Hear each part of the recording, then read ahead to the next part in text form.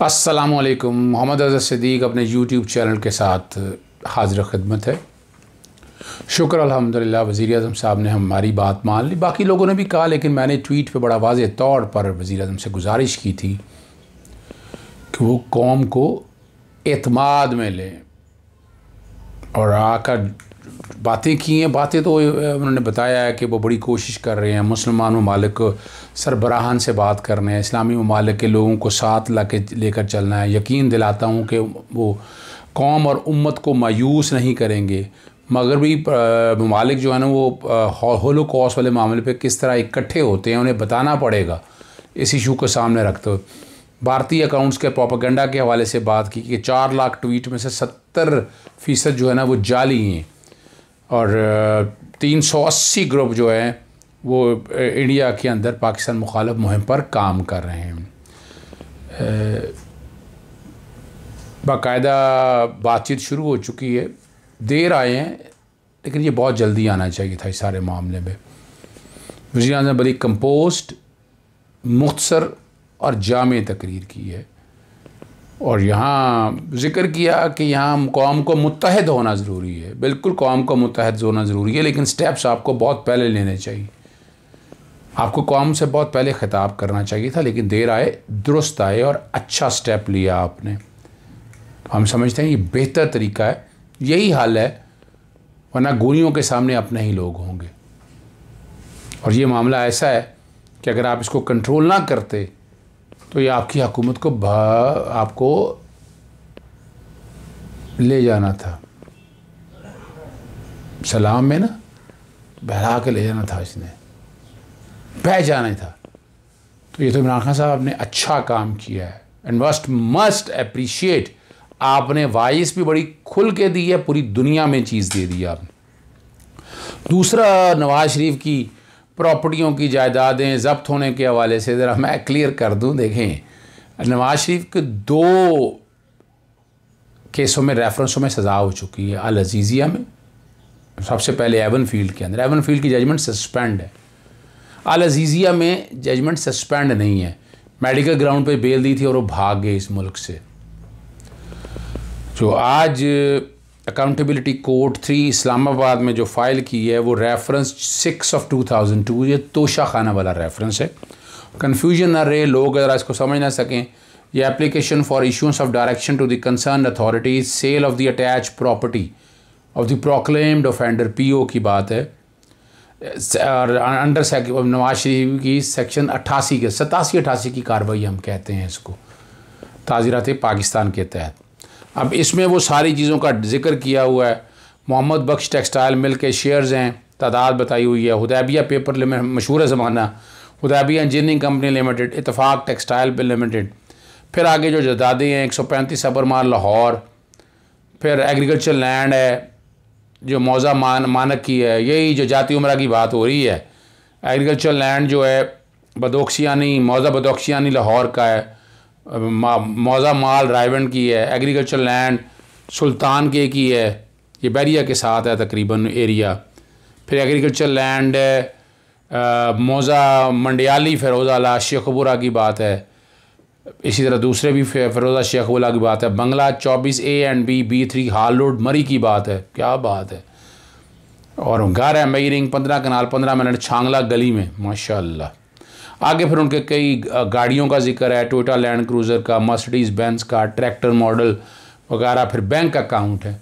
ये 87-88 की कार्रवाई है। गालिब दिल के बहलाने को ख्याल अच्छा है। 87-88 में हमने तक रिज़ल्ट आज तक कितने देखे हैं वो आपके सामने हैं। अगली बात आपके सामने बात करनी है जस्टिस काजी फ़ाइज़ा के केस की समाअत की। जस्टिस काजी फ़ाइज़ा नज़रसानी में और सरीना ईसा साहब आज पेश हुई और जस्टिस काजी फ़ाइज़ा ने एज़ यूजुअल फ़ारूक नसीम ने 2 जून 2020 को कहा था कि सरीना ईसा ज़राए आमदन बताएं, और बाकी वही बातें हैं। कहा कि ख़ातून की शनाख्त शौहर से होती है। अदालत के सामने, अदालत में झूठ बोलेगे वो सामने लाना चाहता हूँ। जहाँ से दलाइल छोड़े वहीं से शुरू करें। जैसे उमर अता बंदियान सामने बड़ा, और ये उन्होंने कहा जी मुझे अपनी दरख्वास्त पर अपने अंदाज से दलाइल देने दें, सवाल पूछनी है तो सवाल 9:30 बजे रखा करें। अच्छा, ये अब डिक्टेटिंग मूड है एज इट इज़। अपनी आवाज़ को धीमा रखें, जस्टिस उमर अता बंदयाल साहब ने कहा। बेहतर होगा कानूनी नुकात पर गुफ्तगू करें, जस्टिस मकबूल बाकर साहब ने कहा। और यहाँ फिर यहाँ जिक्र करते हुए कि उनकी बेटी की सास ने कराची वापस जाना है, जज्बाती होने पर अदालत से माजरत खा हूँ। सरीना से जो ईसा हैं अपनी गुफ्तगू को मुस्तर रखिएगा। काजी का ससुर बीमार, यानी अब सरीना ईसा ने कहा कि मैं आर्गूमेंट स्टार्ट करती हूँ, और उन्होंने अपने आर्गूमेंट जो स्टार्ट किए कि लंदन जायदादों के लिए फ़ंड की मुंतकली भी मेरे शोहर का कोई किरदार नहीं, ये उनका कहना है। केस में फ़रीक नहीं थे, फिर भी मेरे और मेरे बच्चों के ख़िलाफ़ फ़ैसला दिया गया। क्या फ़ैसला दिया गया आपके सामने? सिर्फ FBI ने एक इंक्वायरी करनी थी, डैट सॉल्व मनी ट्रेल के हवाले से असासे भी थे, बड़ी तफसीली फ़ैसला आ गया था। और यहाँ पर जस्टिस उमर अता अदालत ने आपको सुना था, और जस्टिस काजी फैसल सुप्रीम जुडिशल का सामना नहीं करना चाहते। सुप्रीम को अब यहाँ पर आकर जवाब जस्टिस काजी सुप्रीम जुडिशल काउंसिल ने पीठ पीछे कार्रवाई की। सुप्रीम जो जुडिशल काउंसिल के रवैया के बाद रेफरेंस को चैलेंज किया, और सरीना ईसा का नाम सुप्रीम जुडिशल काउंसिल में जारी इंक्वायरी में सामने आया, ये जस्टिस उमर अता बंदयाल साहब ने कहा। और यहाँ मुकदमा गैर कानूनियत का नहीं बल्कि ज़राए आमदन का है। लंदन जायदादों का रिकॉर्ड भी सुप्रीम कोर्ट को फराहम किया गया था, ये सरीना ईसा कहती है।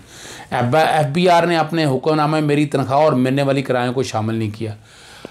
कि आप जो इनकम टैक्स की रिटर्नों में दिया है, जो वेल्थ सेटलमेंट डिक्लेयर किया है, आप उससे बाहर तो जा नहीं सकते ना। मैं आज कहूँ कि मेरी आमदन आज से 10 साल पहले ये थी, जो मैंने डिक्लेयर कर दी है, जो मैंने डिक्लेयर नहीं की वो कंसीलमेंट कहलाएगी। वो पैसा वाइट नहीं होगा, वो ब्लैक पैसा कहलाएगा, काला धन कहलाएगा, याद रखिएगा। और FBI ने कराची की फ़रोख्त की राजी का पैसा भी शामिल नहीं किया। भैया आपने डिक्लेयर जो किया होगा, अगर आपने डिक्लेयर किया है तो FBI is bound to declare to mention it. लेकिन जो मेरे तक इतला हैं, जो सामने चीज़ें आ सकी थी, और आज चूँकि वो जो रिपोर्ट FBI की है वो सर्वर हो गई है, रिकॉर्ड खोल दिया है, सुप्रीम कोर्ट के सामने आ चुकी है। और ये मकबूल बाकर साहब ने FBI की रिपोर्ट तो सुप्रीम जुडिशल काउंसिल को जाती है। टैक्स कमीशन ने इंक्वायरी की, जबकि रिपोर्ट अदालत ने चेयरमैन FBI से मांगी थी, जस्टिस काजी फैसल कहते हैं। मुझे FBI की रिपोर्ट की कापी भी नहीं दी गई। अदालत ने सेक्रेटरी सुप्रीम जुडिशल काउंसिल से FBI की रिपोर्ट तलब कर ली और सरमोवर रिपोर्ट पेश कर दी गई। ये उनका कहना है। FBI रिपोर्ट को रियासती राज बना कर रखा गया। हुकूमत कहती है कि किसी तरह मुझे बरतरफ किया जाए, यानी इसका क्या ताल्लुक इस कॉन्टेक्स्ट से क्या है। सुप्रीम जुडिशल काउंसिल के पास जाएं, सारी चीज़ें क्लियर करें ताकि क्लैरिटी आ जाए। जायदादें खरीदी गई तो बच्चे नाबालग और बरसर रोज़गार थे, ये उनका कहना है, और ये सरीना ईसा साहब का कहना है। फिर वो इल्ज़ाम साबिक चेयरमैन जहांजेब ख़ान को तहकीकात की मंजूरी नहीं दी गई, उनको मंजूरी ना देने पर हटा दिया गया, ये सारी बातें हैं। शहजाद बकरी गैर कानूनी फरमाइश पूरी नहीं की गई। FBI ने कमिश्नर ने करार दिया कि मैं असासे छुपाने की मुर्तकब हुई हूँ। अब ये बड़ा रेलेवेंट सवाल अदालत की तरफ से आया कि आपने 2014 में वेल्थ टैक्स गोशवारे जमा कराए थे?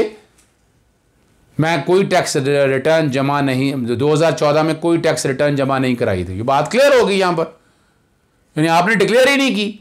जब डिक्लेयर नहीं की तो कंसीलमेंट में आप जो मर्जी कहें कि मेरे यहाँ इसके यहाँ, अगर आपके थे तो आपको डिक्लेयर करना चाहिए थे। इस पर जाकर जो है ना, और जस्टिस काजी फैसल साहब ने कहा कि मैं सरीना ईसा को 2014 में सरीना ईसा को टैक्स रिटर्न कराने की ज़रूरत नहीं थी, ये उनका कहना है।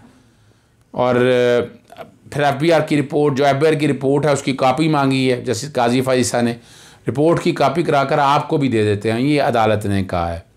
शहजाद अकबर PTI के मेंबर और गैर मुंतखब शख्स हैं, यानी इधर उधर से बातें कि जो मेरे बारे में जो बातें की गई वो हज़फ कर दें, ये उन्होंने उस कॉन्टेक्स्ट में कहा है।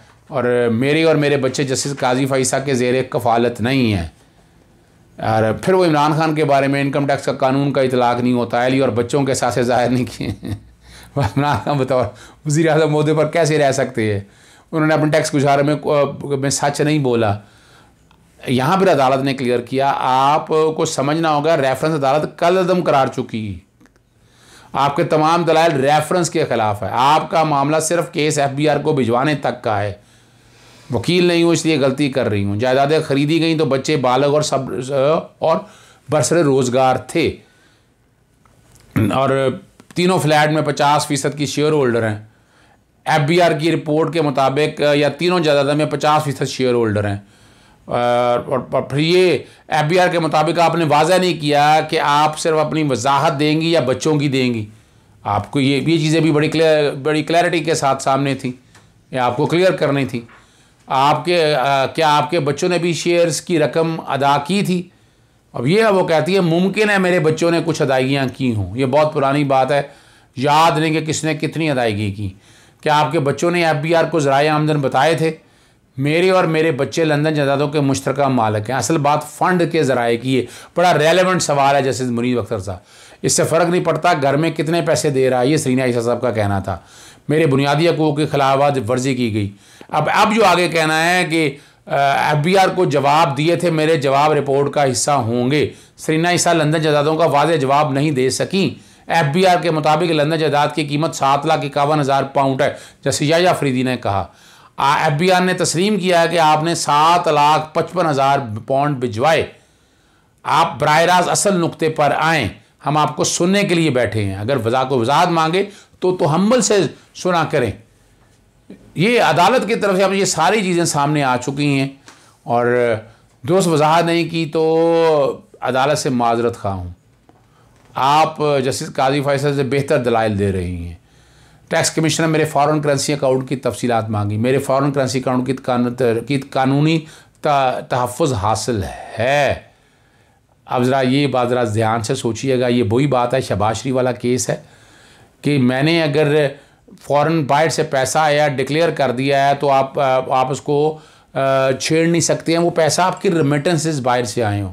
तो यहाँ इनकम टैक्स की फैक्चुअल कंट्रोवर्सीज़ के हवाले से जो बातें हैं ना, वो बड़ी क्लियरिटी का साथ दे दी। उन्होंने बता दिया है कि जायदाद के ज़राए देने थे, वो जायदाद के ज़राए आ चुके हैं या नहीं आ चुके। जब सारी तफसीलात अदालत के सामने मौजूद हैं, मामला अल्टीमेटली सुप्रीम काउंसिल ने देखना है। वहाँ बैठ कर वो देखेंगे और वो ज़राए वगैरह। अब देखें, इनकम टैक्स की रिटर्नों में या वेल्थ स्टेटमेंट में डिक्लेयर नहीं किया आपने, उस वक्त भी रिटर्नें फाइल नहीं की गई, तो आज ऑफेंड करके ये चीज़ें नहीं की जा सकती हैं। मामला अब मेरा ख्याल है नज़रसानी किया तक ज़्यादा लेंथी इशू रह नहीं गया। इजाज़त दीजिएगा, तफसील में फिर बात करेंगे। अस्सलाम वालेकुम, खुदा हाफ़िज़, पाकिस्तान जिंदाबाद।